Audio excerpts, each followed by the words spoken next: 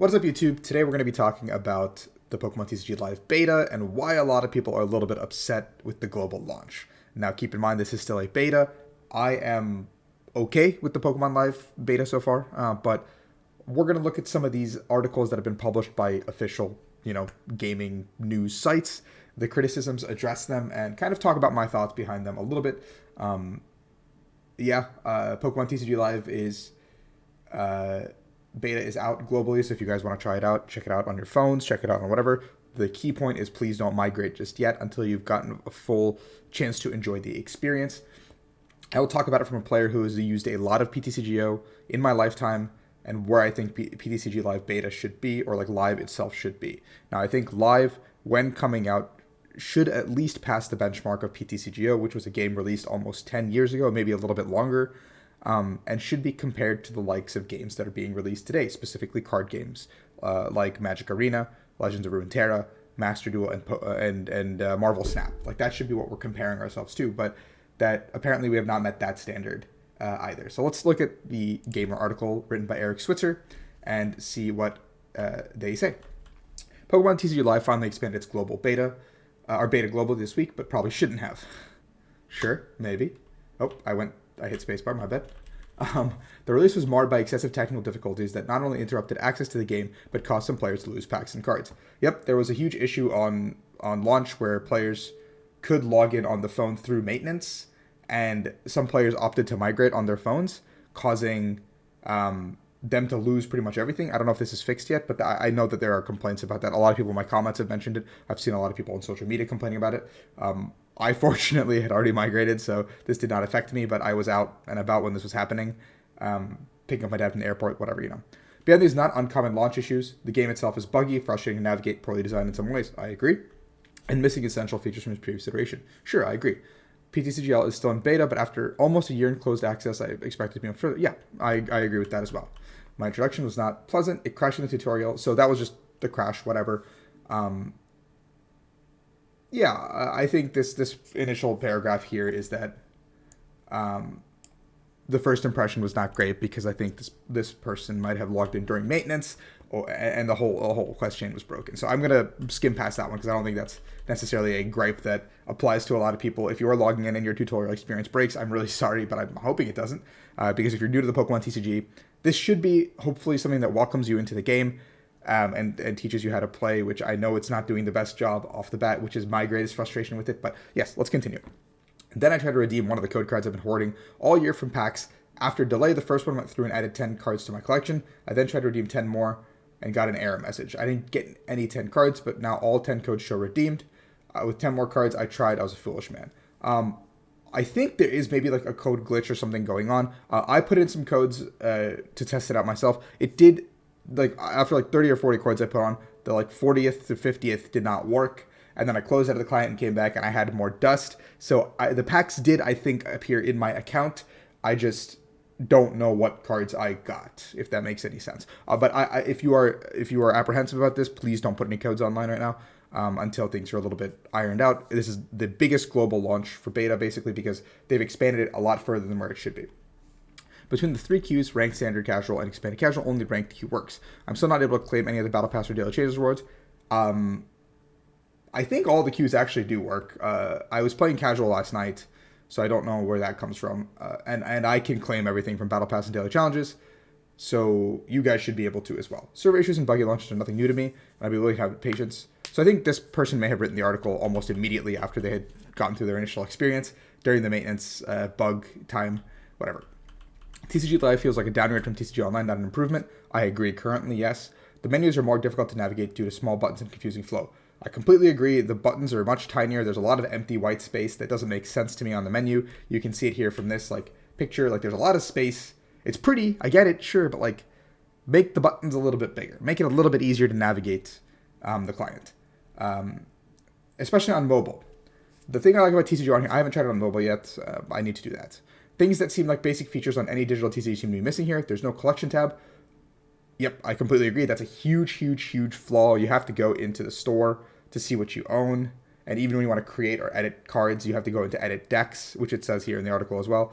Even then, standard legal is only visible. You have to toggle. Yep. I mean, the toggle thing is fine. Like toggling to expand it is fine. But I do think that we need to have a collection tab just to show what we have, because then you can go in and craft stuff much easier.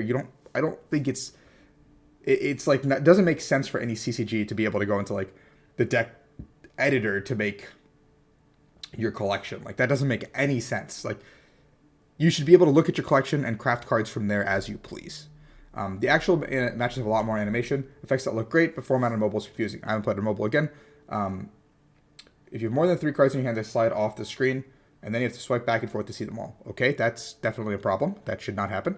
You need to tap every element to inspect it, but bench, discard, deck are so crammed together. Yep, I definitely think that's probably an issue because of mobile, because there's so many things you want to click on throughout the game. The cards being blurry and unreadable, sometimes it does like just crap itself with resolution. I don't know why. Even when I was playing last night, like sometimes a card will just like crap itself, and I'm like, what is going on? Like, what card is that? So don't really know what's going on there, but that might just be just like server issues. Here's a big feature change. PTCG no longer has a market for trading, which is something that made TCGO unique. Instead, it's a crafting system like Hearthstone, which I can get to use. Even if it's like a big loss right now, I'll never get rid of the theme deck queue. I think getting rid of trading is really good because it was very predatory. To build a Lugia deck on launch in PTCGO was almost 400 codes, which is almost 200 in-person dollars, which is ridiculous to buy online cards, because 200 in-person dollars is like 2 full in-person Lugia decks almost. Like, I think the PTCGO trade market was incredibly predatory. I know there are some people who were able to very much game it and learn how to do it properly, but I think it was incredibly predatory. I am very happy to see it gone. Yeah, I'm just very happy to see it gone. I do like the dusting crafting system related to Hearthstone. But my only gripe with this is that the only way you can get dust is if you already have 4 of a card and that 5th card becomes dust. Now I think it should be if you have any dust, or like if you can dust any card backwards. Like I have 4 like Chestnut V, I don't want 4 Chestnut V, man. Like I would like to dust that and make it into like 4 Chestnut V can become 1 Lugia V potentially for me. Or like, I mean, I know it gives you Lugia for free, but you guys get the point. Theme deck queues, and I think eventually should come back, and I think there should be some sort of system that's like a like trial deck era. Like right now we have all these trial decks, but I think we should have more trial decks that are not like theme decks, but more like this, like battle deck trials maybe, like with a Mew battle deck. You can go into a queue where you just try out the battle deck, or like a battle deck queue. I don't know. Like there's got to be some something like that. Yeah. There's no theme decks anymore, but like I think there should be a queue for those pre-made decks in some regard. Yeah, you do get 8 pre-made decks, which is pretty good. I really think that's cool. But you can't really win with pre-made decks in the top tier meta decks. Blissey is probably the best chance, but yeah, still. Right now you have to construct only competitive decks, which is a little bit difficult for newer players coming in, which means that I think there should be some sort of more of, not a casual queue, but like a theme deck or a pre-made queue for sure for newer players. Again, this is technically a lousy beta, and this could change. I'll admit though, I'm surprised at how lousy the new supposed. Yeah, I agree. And especially when certain regions have almost had access to it for a year. That's true. Mobile support is a huge benefit, but if you're an active TCGO player, I wouldn't recommend migrating to PTCGO, and you'll know their choice. I agree as well. If you're someone who's actively playing PTCGO, whether it be tournaments, building your collection, have everything in there, you're cooking, have a lot of tournament tickets to burn, keep playing on PTCGO. Make a PTCGO account with your same account. Just don't migrate. Do the daily quests. Get your free Lugia deck. The daily quests are super like easy to do. It's like the usually the quests are like, don't concede a game and take like 3 prize cards. Like that's like your quest. So you play one game, get your quests really done quickly with like Blissey, for example, and that'll give you some gems to hoard onto. That'll give you some coins to hoard onto, and your battle pass will slowly complete. You get like 1 level on a battle pass a day if you do both quests, and so yeah. So that's the Gamer article, which I think is a very well written article. I agree with a lot of the points made here. And yeah, I think Eric here made a lot of good points. So let's check out the Kotaku article. Kotaku article is written by John Walker. Ultimately, the goal of Pokemon TCG Live to replace the decade-old Pokemon TCG Online as a way to play the enormously popular card game over the internet. However, as of today's global beta release, given the bugs and issues, we strongly suggest you avoid it for now. I mean, I think you can still play the game, just avoid migrating. The goodness sake, you must do first. I mean, I do also agree that Kotaku is not the most reliable news outlet, but we are going to look at it because it is an article on PTCG Live. PTCGO is undeniably a wobbly old piece of software. Agreed. Struggling to maintain internet connection on tablet and clunky thing to handle on PC. It's certainly fit for purpose. That does make sense. It's very serviceable. It does what it's supposed to do. But beyond that, it's not flashy in any way. But it's a game from 2012. You know, it's got time. It's a lot of room for improvement. The intention is that such improvement will come in the form of PTCG Live. Sure, I agree. Various betas and delayed from 2021. It's finally able for everyone today. Yeah, but again, it's still not surpassed PTCGO in terms of what it should be doing, and this is a 10-year difference in gap. The major issue is migrating means never going back. Yep, 100%. If you are someone who, like I said, if you are comfortable migrating, just know that you're not going backwards. Spend your coins if they're gone. Yep, I did mention a couple times. It doesn't say that coins are going to disappear, and it doesn't really tell you what the conversions are before you even migrate. I think there should be more of a warning that you have to read through at least before you hit accept. Like at least put that in like the read only. Maybe it does. I don't read those things, so maybe you put it in there and tell people like if you do this, this is what's going to disappear. Are you sure? Like hit them with the "Are you sure?" Double prompt with the tickets, the coins, whatever, because you're just going to lose them. And they're going to go into some crystal currency. This article so far seems pretty salty. I'm not going to lie to you. The one thing I had no clue about was migrating is bringing some of your card boxes, sleeves, and coins. I think it's very clearly mentioned that everything pre black and white will not be making it. Everything black and white onwards will be coming with you. And I think that is held true so far. And you could buy everything black and white on with coins, I believe, in the client. And it does have your Sun and Moon cards, yeah. It just won't bother importing your personally created battle decks. Sure, I make new decks every time, so I guess whatever. Like I don't care about that.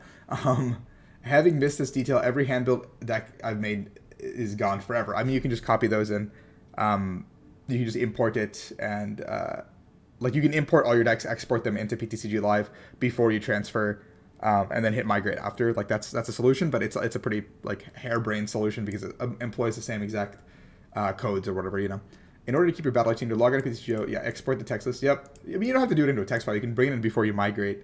I mean, I make new decks. I get it. I get that there's some people who like have their decks that are that they have like something that they care about. I don't know. When you import your account, you can bring your account to a maximum of 4 energy or 4 card. Why? FAQ, more than 4, it's just burned for 0 compensation. Yeah, I mean, I agree. I think there should be some more dust or something, but I think it might just be easier for them to do 4 of each. I'm fine with this. I'm fine with this because some people would then just go open like I have like 300 copies of like Mudbray or something from Burning Shadows. Like if that dust comes over, then I have like infinite on launch. Like that's ridiculous for me. I never have to spend a cent on the game if there was any microtransactions for sure.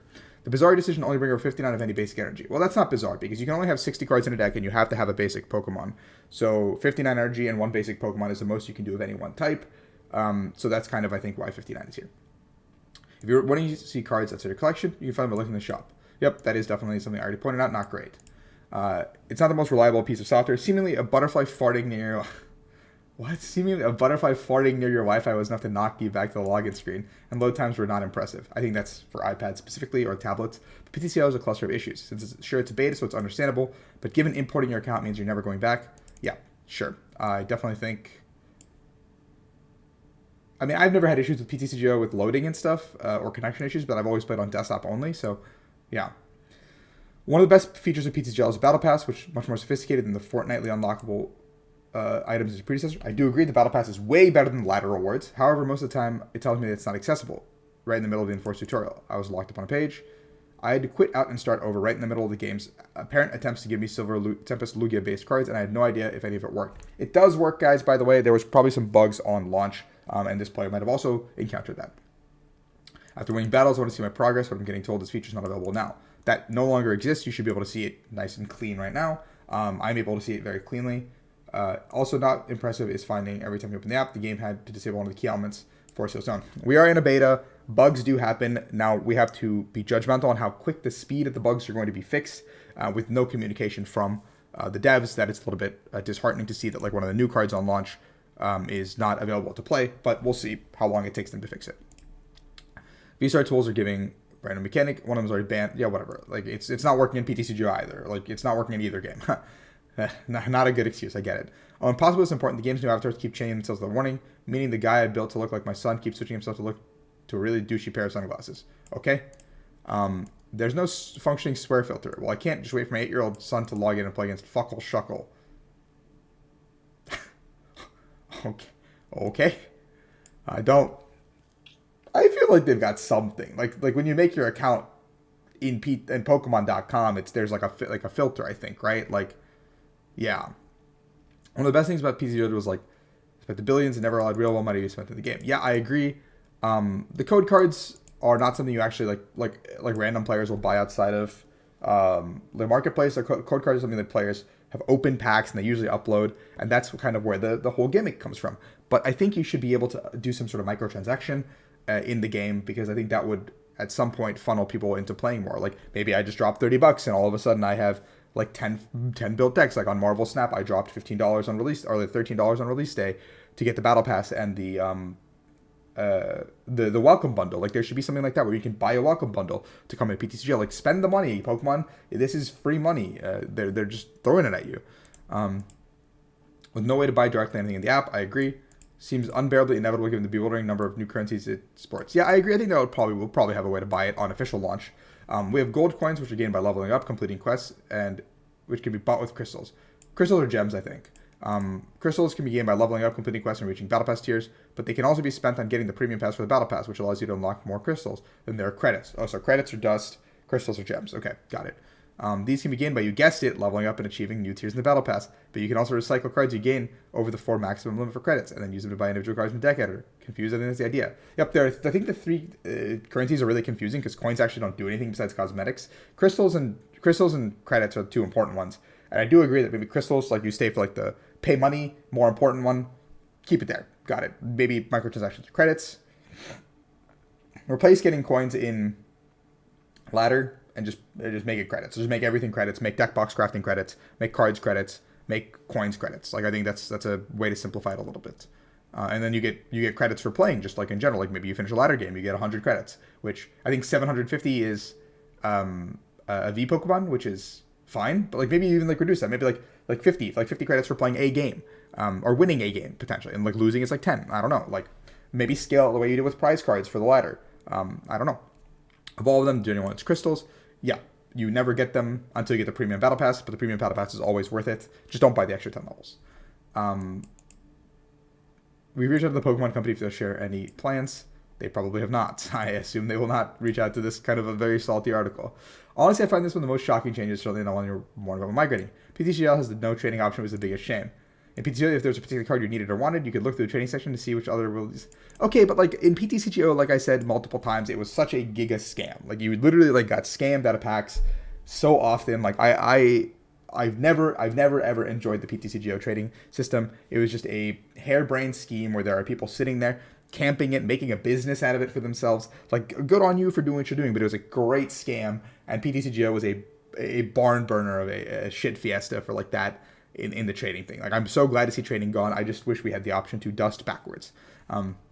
There's no hiding from it in the end. PTCGO is intended to be sunsetted as soon as PTCGL is ready to leave beta, which will eventually happen. We don't know the date yet, but there will be plenty of time. They did tell us that. So interesting 2 articles. I think one was definitely more well written and professional than the other.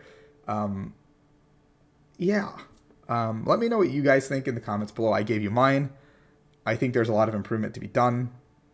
I'm hoping that this kind of like discourse will get to the Pokemon company, and the people working on this game can take some of this into consideration, because I think we've seen a lot of our changes that we've already requested from the initial beta phase actually take place to now.